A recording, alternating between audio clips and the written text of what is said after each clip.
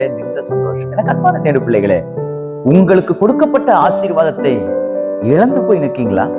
நிறைய நான் வச்சிருந்தேன், ஆனா நிறைய இழந்துட்டேன்.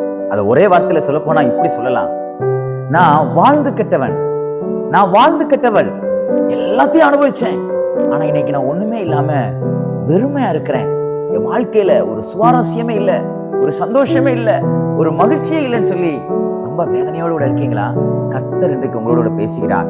எரேமியா எழுதின தீர்க்கதரிசன புத்தகம் 30ஆம் அதிகாரம் 3வது வார்த்தையினுடைய கடைசி பகுதி இப்படியாக சொல்லுகிறது, நான் அவர்களை திரும்பி வர பண்ணுவேன் என்று கர்த்தர் சொல்லுகிறார். எரேமியா தீர்க்கதரிசியை கொண்டு கர்த்தர் இஸ்ரவேல் ஜனங்களுக்கு கொடுக்கப்பட்ட வார்த்தை, வாக்கு தத்தம். சிறையிருப்பில் இருக்கிற ஜனங்கள் பயந்து போயிருக்கிறார்கள், நமக்கு விடுதலை கிடைக்குமோ கிடைக்காதோ என்று.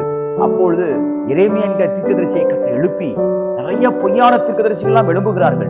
அவர் சொன்ன எல்லா பொய்யையும் இந்த எரேமியா தீர்க்கதரிசி உடைத்து போடுகிறார். உடைத்து போட்டுவிட்டு கர்த்தர் சொல்லுகிற வார்த்தையை சொல்லுகிறார். இந்த வார்த்தையை நான் வாசிக்கிறேன் பாருங்கள். என் ஜனத்தினுடைய சிறையிருப்பை நான் திருப்பி அவர்கள் பிதாக்களுக்கு கொடுத்த தேசத்துக்கு அவர்களை திரும்பி வர பண்ணுவேன். எந்த ஜனத்துக்கு தேவன் எந்த தேசத்தை கொடுத்தாரோ, எப்படிப்பட்ட ஆசீர்வாதத்தை கொடுத்தாரோ, அதை அவர்கள் இழந்து போய் சிறைச்சாலையில் சிறையாக, பணைய கைதியாக, அடிமையாக இருக்கும் பொழுது கர்த்தர் சொல்கிறார், நான் உன்னை திரும்பி வர பண்ணுவேன். எதற்காக தெரியுமா?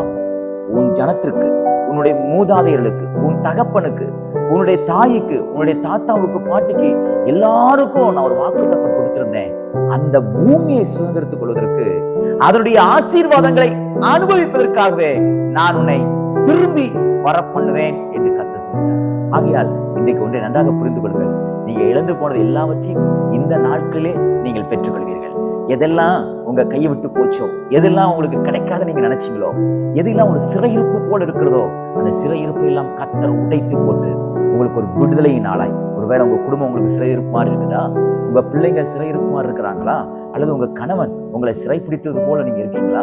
அல்லது உங்க மனைவியிடத்தில் நீங்க வாழும்பொழுது சிறையில வாழ்வது போல நான் இருக்கிறேன் என்று சொல்லி அப்படி ஒரு ஒரு ஃபீலிங் உங்களுக்கு இருக்குதா? கர்த்தர் சொன்னாரு, அதெல்லாம் நான் உடைச்சு போட்டு நான் உன்னை இழந்து போன சந்தோஷத்தை நான் திரும்பி வர பண்ணுவேன். நீ இழந்து போன ஆசீர்வாதத்தை நான் திரும்பி வர பண்ணுவேன். உன் வாழ்க்கையில இருந்து எல்லா விதமான மகிழ்ச்சியை நான் உனக்கு திரும்பி வர பண்ணுவேன்.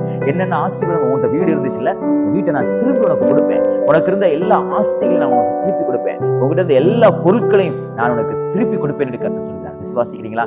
எப்படி இஸ்ரவேல் ஜனங்களுக்கு கர்த்தர் வாக்கு பண்ணினாரோ, அதை நிறைவேற்றினாரோ, அதே போல கர்த்தர் உங்களுக்கு நிறைவேற்றி எல்லாவற்றையும் திருப்பிக் கொள்ள கர்த்தர் உங்களுக்கு உதவி செய்வாராக. God bless you.